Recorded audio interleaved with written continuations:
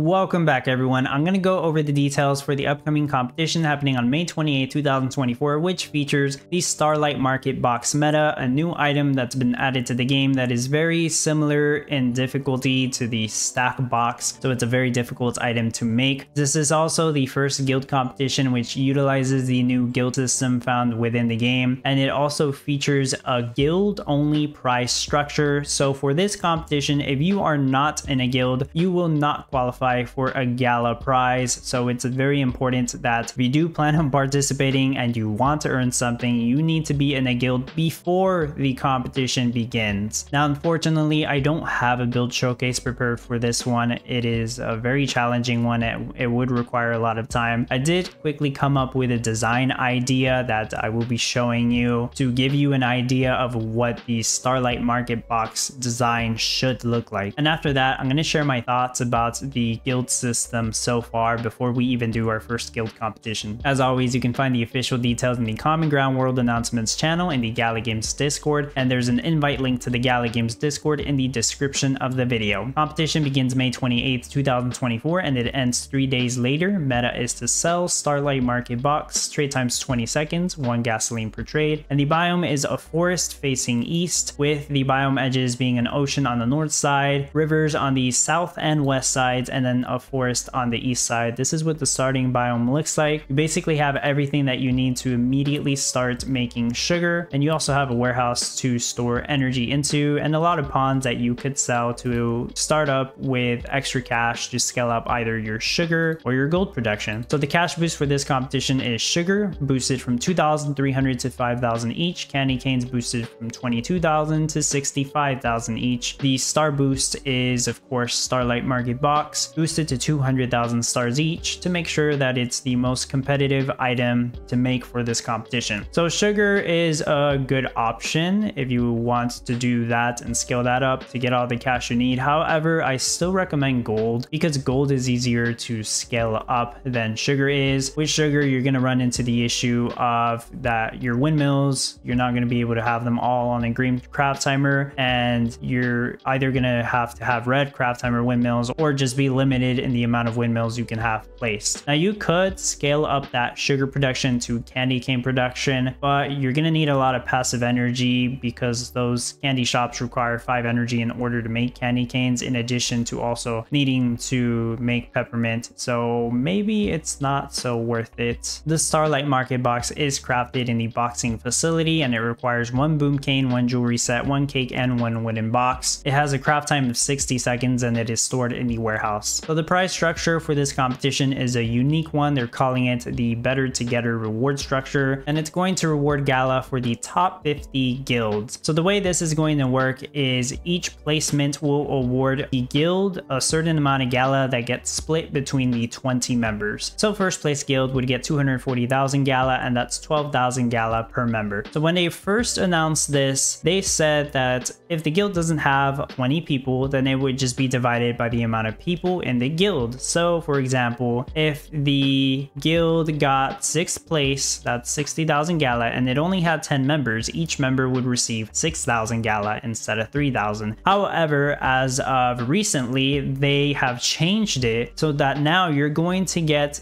this amount of Gala no matter what. Your total Gala reward for the guild is going to be divided by 20 no matter how many members you have. So if your guild doesn't have 20 members, you're basically throwing Gala away if you make it into the top 50. You also want to have 20 members because that's going to help you be more competitive, since there's basically no upside from not having 20 members anymore. This change somewhat upset top players who were intending to be in a guild or a group by themselves or just with a few people so that they could try and earn more Gala. I'm not exactly sure what solicited this change, but I find it very strange that they decided to do this change the day before the competition begins. So if you're not in a guild, by the time the competition starts, you are not going to qualify for Gala. Even if you join a guild the day after, you're not going to qualify because they take a snapshot of all the members in the guild right when the competition starts. At least this was what I was told by former Michelle. So you're going to want to make sure that you are in a guild before the competition begins. And you also don't want want to leave your guild while the competition is going on, you would also get disqualified. And hopefully you don't get kicked from the guild while the competition is going on, because I'm pretty sure that would also disqualify you. And it would be really screwed up for the guild leader or officers in the guild to kick people out for no reason while the competition is going on. So pretty much, if you're not in the guild by the time this competition begins, you're either going to play for fun or you're just not going to participate at all, because there's no way you're going to get any Gala prize if you're not in a guild. Now just keep in mind that this prize structure is just for this Starlight Market Box meta competition, and we are intended to go back to the standard reward structure for, you know, the individual prizes in the next competition. Now they are planning to do these guild competitions in the future. We don't know if it's going to be a guild only prize structure or if the guilds are going to feature additional rewards on top of the individual prize structure. It's not exactly confirmed. This was just stuff that was talked about in the past. Next thing that's mentioned here is that there's no requirement to make this item, so you could make something else that is somewhat competitive. I haven't seen anything that's going to be more competitive than this, but the next best alternative is the ice blocks. I do have a build on ice blocks if you want to check that out, and that's going to be your next best thing if you don't want to make this. It is going to take a long time to do that ice block build, but it's going to be much easier to balance than the Starlight Market Box. So I'm going to quickly show you the design I came up with this. Like I said, it's not optimized. I didn't test it. I'm not even sure if all the buildings are here that are required to make the Starlight Market Box, but I tried my best to come up with a design real quick just to give you an idea of what this will look like. So essentially,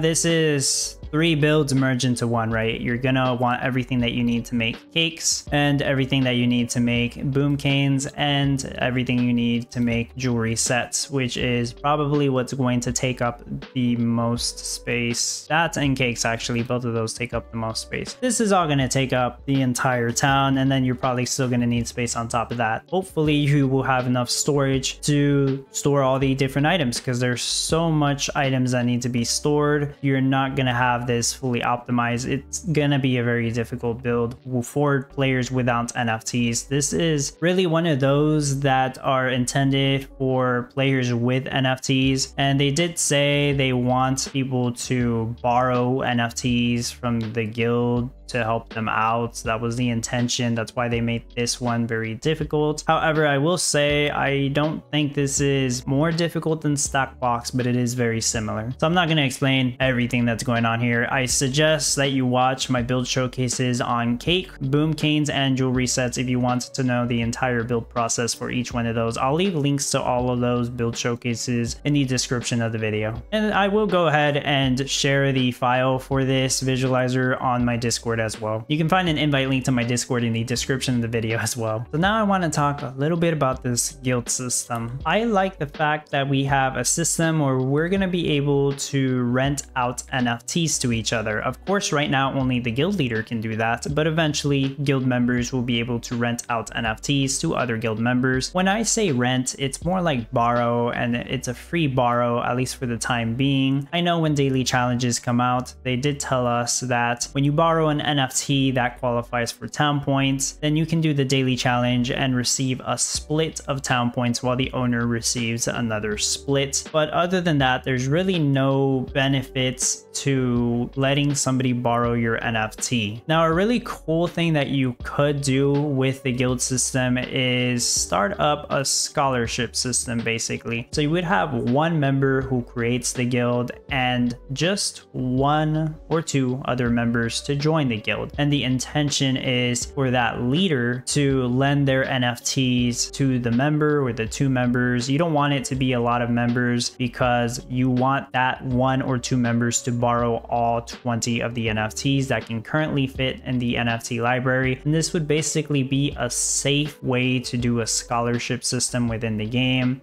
You could have some kind of deal with this other player where they can share a certain amount of Gala that they get from a competition, but it is just an idea that I do believe some people would be interested in doing. Now, there's been a couple of issues with the guild system so far due to the fact that it just launched like a week ago, and we are trying to get everything set up for the first guild competition. There's been bugs. And I expected this to happen, and I even joked around about it the day this was intended to release. The bugs were annoying, so people were not being able to get searched to be invited to a guild. People who have common ground world nodes, which would allow them to create a guild, well, they created a guild, but then there was no option to leave the guild. There isn't any option. The only way to leave the guild right now is to submit a form to the common ground world team so that they can manually nuke your town. I'm really not sure why they didn't put out a button that would let them leave or disband a guild that they created. I just feel like there wasn't enough polishing done to the guild system, and I feel like they delivered it with too many bugs, despite the fact that it was delayed several months already. But over time, I'm sure we will see improvements. I just feel like there really shouldn't be these issues, or if there are these issues, they should have addressed them before